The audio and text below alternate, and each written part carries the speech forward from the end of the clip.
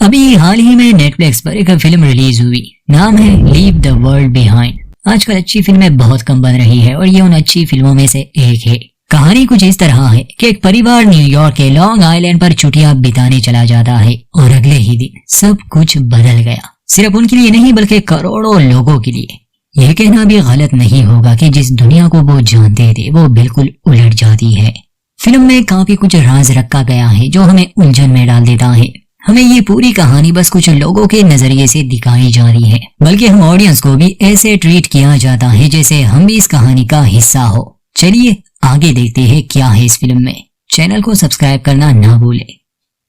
शुरुआत होती है तो सबसे पहले हमें पृथ्वी दिखाई जा रही है, फिर अमेरिका जहाँ सूरज उग रहा था। एक आम दिन से ही सब शुरू हुआ। अब हम कहानी के अंत तक एक परिवार के साथ जुड़े रहेंगे, क्ले सैनफोर्ड का परिवार, जिसमें वो, उसकी पत्नी अमेंडा और दो बच्चे रॉज और आर्ची है। इन लोगों के बारे में जानना जरूरी है। क्ले एक प्रोफेसर है और न्यूयॉर्क एक यूनिवर्सिटी में पढ़ाता है। बहुत शांत इंसान है, गुस्सा जल्दी नहीं आता, अपनी पत्नी और बच्चों से बहुत प्यार करता है।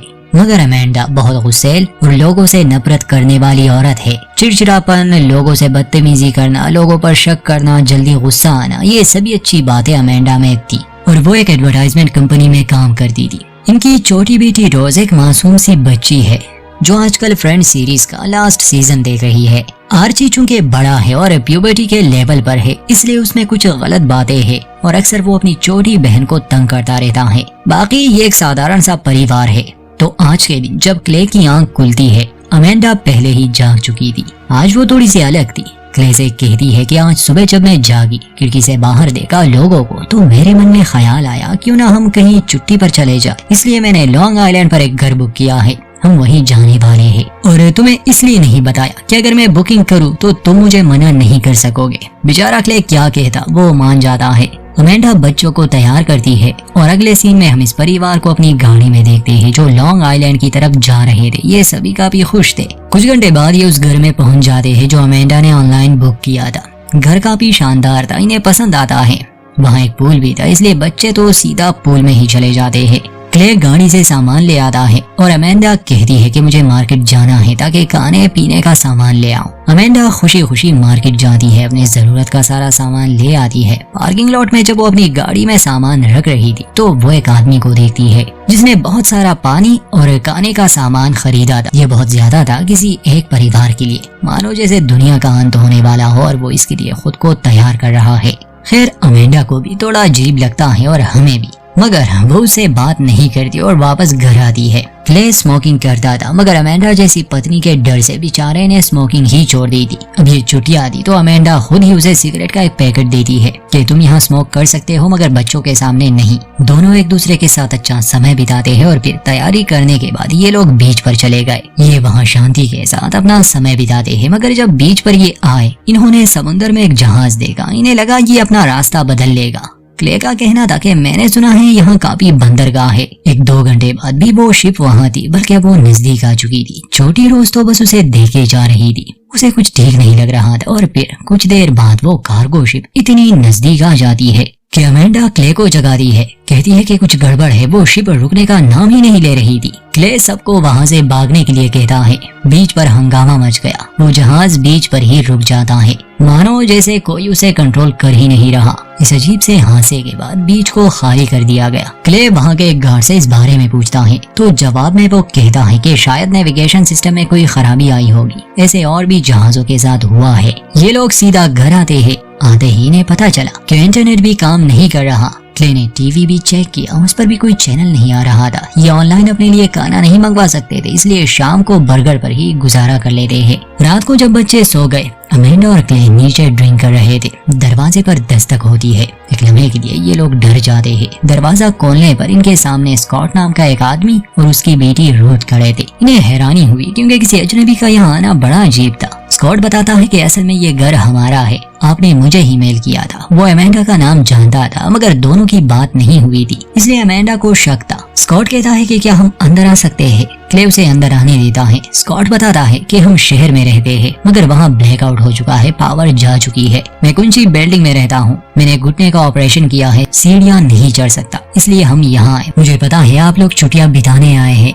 अपने पैसे दिए हैं, हम आपको जाने के लिए नहीं कह रहे, हम भी यहाँ रहना चाहते हैं और आप फिक्र ना करें, हम बिल्कुल भी आपको परेशान नहीं करेंगे, हम बेसमेंट में सो लेंगे और मैं आपको पैसे भी दे दूंगा। वो $1000 क्ले को वापस करता है। खैर क्ले को तो उन पर कोई शक नहीं था, मगर अमेंडा इतनी आसानी से मानने वाली नहीं थी। क्ले तैयार था कि अगर ये इनका घर है तो जरूर ये लोग यहाँ रह सकते हैं, मगर अमेंडा कहती है कि नहीं, मुझे अजनबियों के साथ रहने में दिक्कत है, हम आपको यहाँ रहने की इजाजत नहीं दे सकते। इस बार स्कॉट की बेटी रूथ थोड़ी भड़क जाती है, कहती है कि ये हमारा ही घर है। अमेंडा और क्ले अकेले में बात करते हैं। अमेंडा को शक था, अजीब अजीब से ख्याल उसके मन में आ रहे थे, मगर क्ले बताता है कि ये लोग मुसीबत में हैं, मुझे नहीं लगता वो हमें नुकसान पहुंचाने आए हैं। स्कॉट ने इनके सामने कैबिनेट को भी खोला था, तो क्ले कहता है कि अगर इनका घर नहीं होता तो भला वो इसे खोल सकता था क्या, उसके पास चाबी थी। अमेंडा गुस्सा करती है कि घर में उनकी एक भी तस्वीर नहीं, वो झूठ बोल रहे हैं, घर उनका नहीं, वो गलत इरादे से यहाँ आए होंगे। क्ले समझाता है कि मैं उनसे बात करता हूँ, अगर मुझे थोड़ा सा भी शक हुआ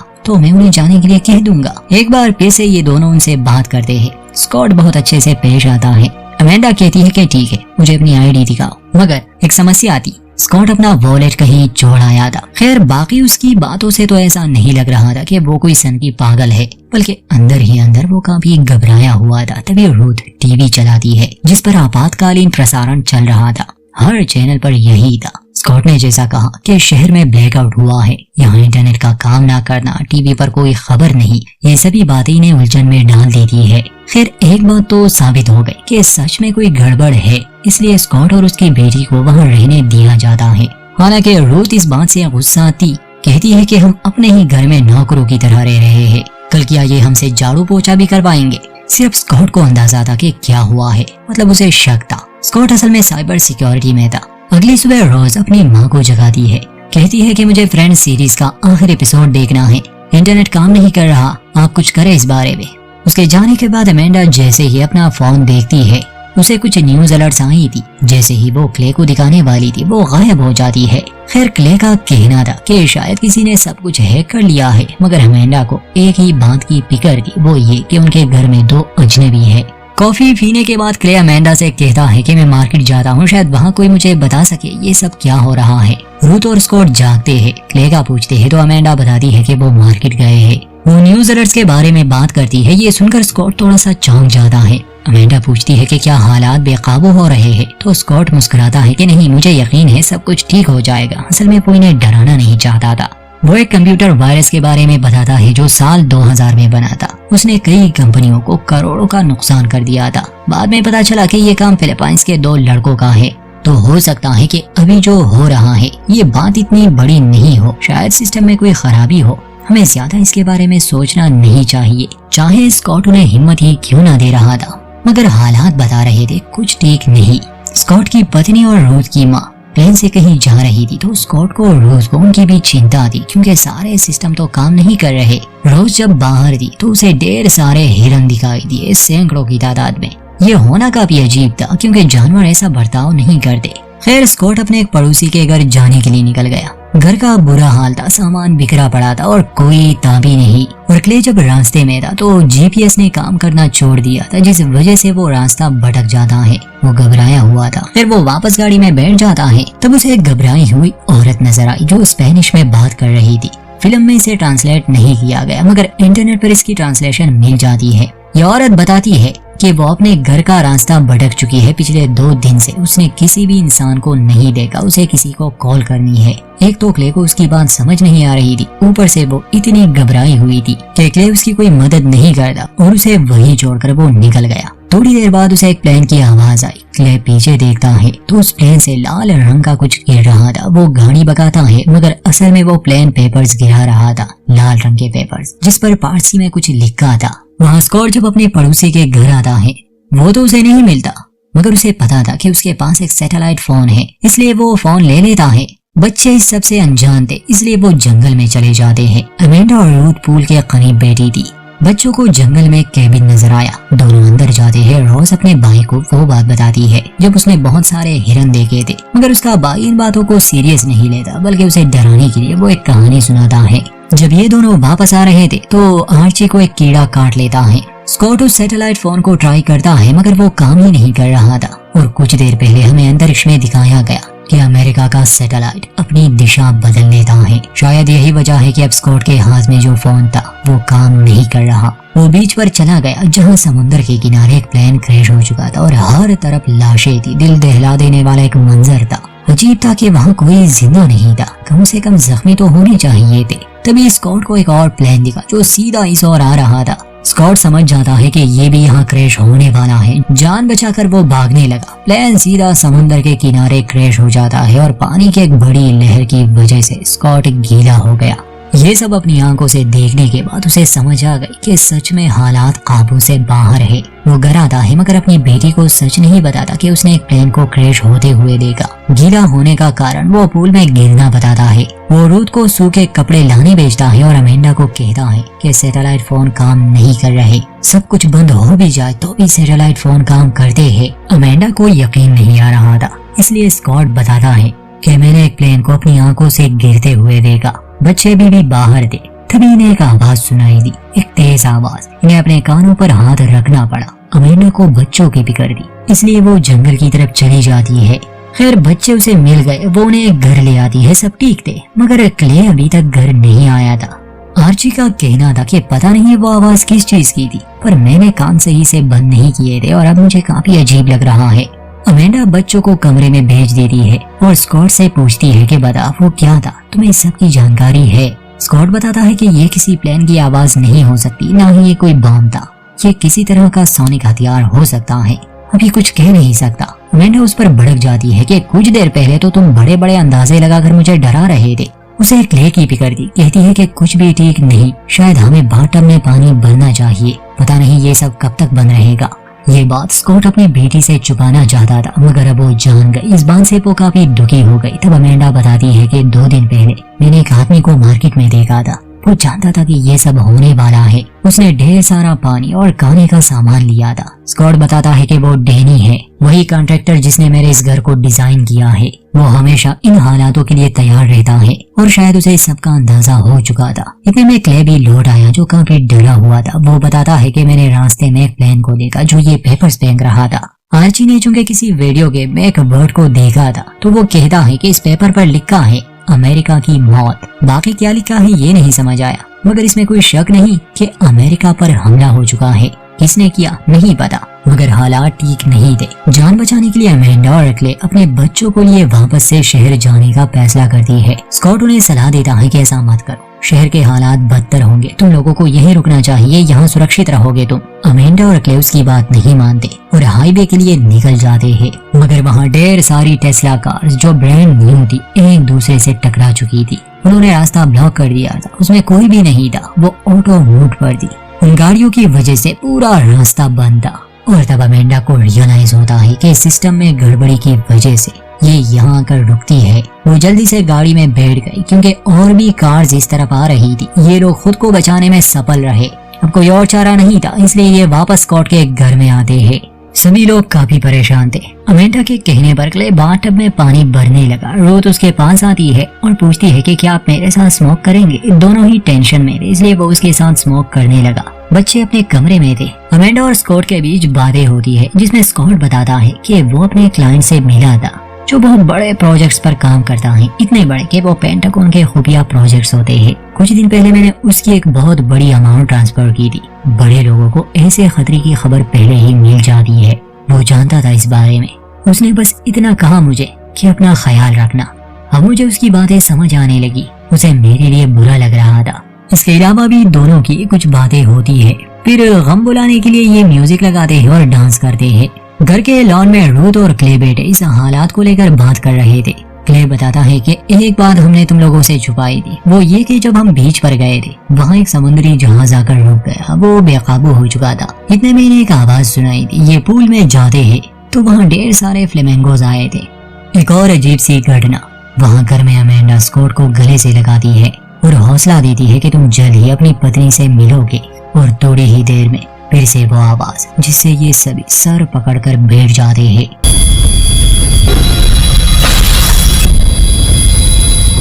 कुछ देर बाद वो आवाज बंद हो गई, मगर अब सभी को काफी डर लग रहा था। इसलिए क्ले का परिवार एक ही बेड पर सो जाता है और रूथ अपने पिता के साथ। रात को छोटी रोज, जिसे नींद नहीं आ रही थी, वो अपनी माँ से कहती है कि मैं इंतजार करते करते थक गई। सुबह इससे भी खतरनाक हालात थे। जब ये उठते हैं तो आर्ची के दांत गिरने लगे। अमेंडा और क्ले बहुत घबरा जाते हैं। वो समझ ही नहीं पा रहे थे कि हो क्या रहा है और वो क्या करे, क्योंकि मदद के लिए तो वो कॉल भी नहीं कर सकते थे। रोज भी कहीं चली गई थी, इन्हें मिल नहीं रही थी। स्कॉट बताता है कि वो आदमी डैनी जिसे तुमने पार्किंग लॉट में देखा था वो यहाँ पास में ही रहता है। मुझे यकीन है उसके पास काफी सामान है और हो सकता है कि उसके पास आर्ची के लिए कोई मेडिसिन भी मिल जाए। रूथ अपने पिता से नाराज थी कि वो उसे छोड़कर दूसरे लोगों की मदद कर रहा है, मगर स्कॉट वादा करता है कि वो 1 घंटे में लौट आएगा। आर्ची को लिए स्कॉट और क्ले डैनी के घर जाते हैं। ये दरवाजे पर दस्तक देते हैं। डैनी के हाथ में गन थी। वो इन दोनों से कहता है कि वहाँ दूर अपनी गाड़ी के साथ खड़े रहो, फिर बात करेंगे। स्कॉट हैरान था क्योंकि डैनी उसका दोस्त हुआ करता था और अब वो पूरी तरह से बदल चुका था, मानो जैसे जिंदा रहने की एक जंग शुरू हो चुकी हो। स्कॉट उनसे मदद मांगता है। क्ले बताता है कि मेरे बेटे को कुछ हो गया है, वो उल्टियां कर रहा है और उसके दांत गिर रहे हैं। डैनी बताता है कि दांत गिरना कोई बड़ी बात नहीं है, ये और भी जगहों पर हो चुका है। ये तेज आवाज जो बार बार सुनाई देती है ये सीधा दिमाग पर असर करती है। मैं तुम्हारी कोई मदद नहीं कर सकता, चलो जाओ यहाँ से। बल्कि मैं तो हैरान हूँ कि तुम लोग अपने घरों से कैसे निकले। स्कॉट पूछता है कि ये तुम कैसी बातें कर रहे हो, हम दोस्त हैं।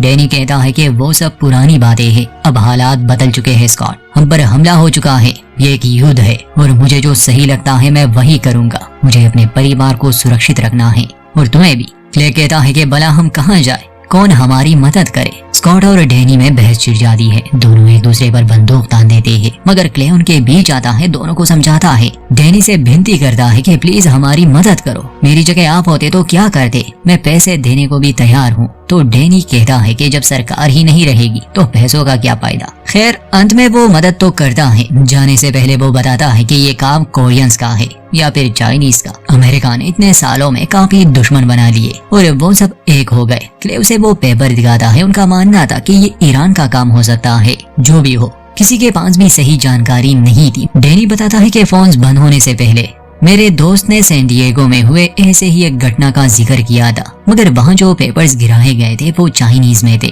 खैर स्कॉट, क्ले और आर्ची वापस एक कार में बैठ जाते हैं। जाने से पहले स्कॉट क्ले से पूछता है कि मुझे बताओ क्या तुम मेरे साथ हो, मुझे ये जानना है। क्ले पूछता है कि तुम ऐसा क्यों पूछ रहे हो, तो स्कॉट समझाता है कि मुझे शक पहले से ही था कि ऐसा कुछ होगा। आजकल के दौर में अगर किसी देश को खत्म करना हो तो 3 चालों वाला एक दाव खेलना होगा। पहली चाल, किसी भी देश की सरकार को अगर तोड़ना हो तो उन्हें आइसोलेट कर दो, उनके कम्युनिकेशन और ट्रांसपोर्ट को पूरी तरह बंद कर दो, अपने निशाने को लाचार बना के दुनिया से तोड़ दो। और जो हुआ हमने देखा। फिर दूसरी चाल में गुप्त हथियार का इस्तेमाल होगा और गलत जानकारी से उन्हें इतना डराओ कि वो एक दूसरे पर ही शक करने लगे। हर कोई अलग अलग कहानियां बनाने लगेगा, डर का एक माहौल बन जाएगा, यानी उनका निशाना और भी कमजोर हो जाएगा दिमागी तौर पर। वो अपनी रक्षा नहीं कर सकेंगे। जहाँ पर दुश्मन या हमले की वजह नहीं दिखेगी वहाँ लोग एक दूसरे के ही दुश्मन बन जाएंगे। अगर ये 2 चालें कामयाब हुई तो तीसरी चाल खुद ही एग्जीक्यूट हो जाएगी। क्ले पूछता है कि तीसरी चाल क्या है, तो स्कॉट जवाब देता है